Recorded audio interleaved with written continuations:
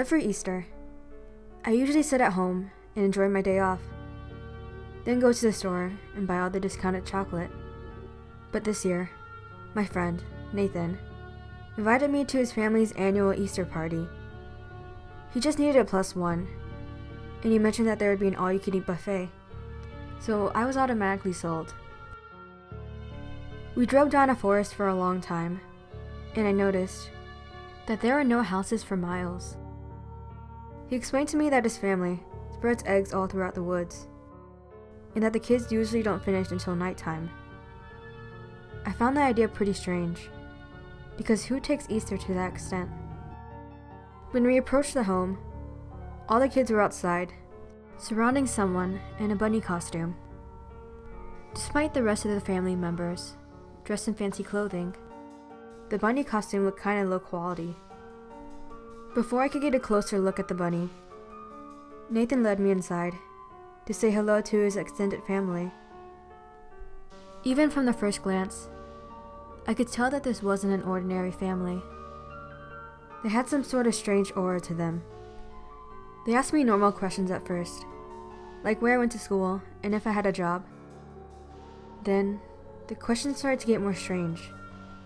Like, what's your biggest fear? Or, do you believe in God? The questions were red flags, but I thought they seemed more nosy than dangerous.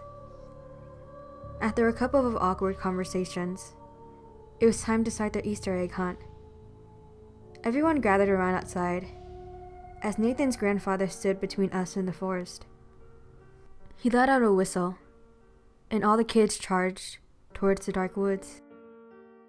Even though Nathan and I were much older than them, his family insisted we participated too, because of how many eggs were spread out. So I raced into the forest too, leaving him behind. Most of the eggs were hidden in obvious places, so my bag filled up pretty quickly.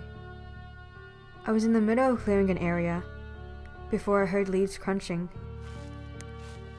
I paused and stood still, then began hearing whistling, coming from deeper in the woods. Through the unsettling silence, I realized a little further down the path was a cave. I thought this would have been a really good place to hide eggs, so I walked inside to explore.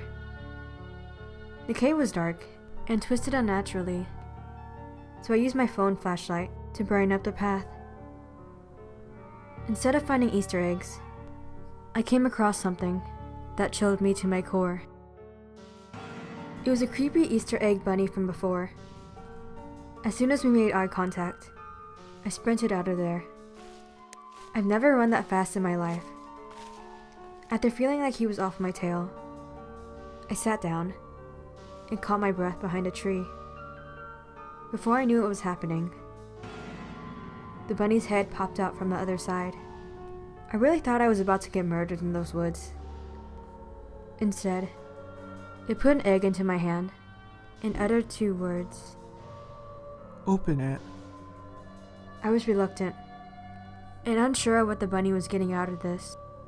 Sick pleasure? I opened it slowly and watched as a still wet human eyeball fell out and into my hand. This time, I couldn't hold in my scream. The man in the costume slowly lifted up his mask, revealing his equally horrified face. That's when I realized he wasn't the bad guy here. The bunny pointed north and told me to run as far as possible until I came across the road again. After that, I just needed to keep following it until I made it out of the forest. I turned around to see where he was pointing, and when I looked back, he was gone. Without missing a beat, I ran off towards the road in fear of what would happen if I stayed. By the time it got dark outside, I just barely made it back onto the path. My phone wasn't getting any service, so it was impossible to call anyone. However, I spotted a light shining down a dark path. It was a car driving down the road. So I ran out into the street and waved my arms frantically. Surprisingly, the car stopped and let me inside. I thanked the driver, but she was silent. She asked me where I wanted to go, and I told her I was fine, as long as I got out of this forest. At first she kinda laughed, and joked about how creepy the woods were. I told her I couldn't agree more, and felt the adrenaline rush leaving my body. I was so exhausted from running all day that I ended up falling asleep during the car ride. When I woke up, she was parked back in the familiar driveway. A sinister smile spread across her face as she turned to me. "You said you wanted to get out of the forest, right? Why don't you come inside for some tea?" That's when I realized this was her plan all along. She was part of this sick and demented family. Even though I struggled, she yanked me by my hair and led me back to the front yard, where everyone started off. The kids' faces were stained with red, but I could tell they were still hungry for something more.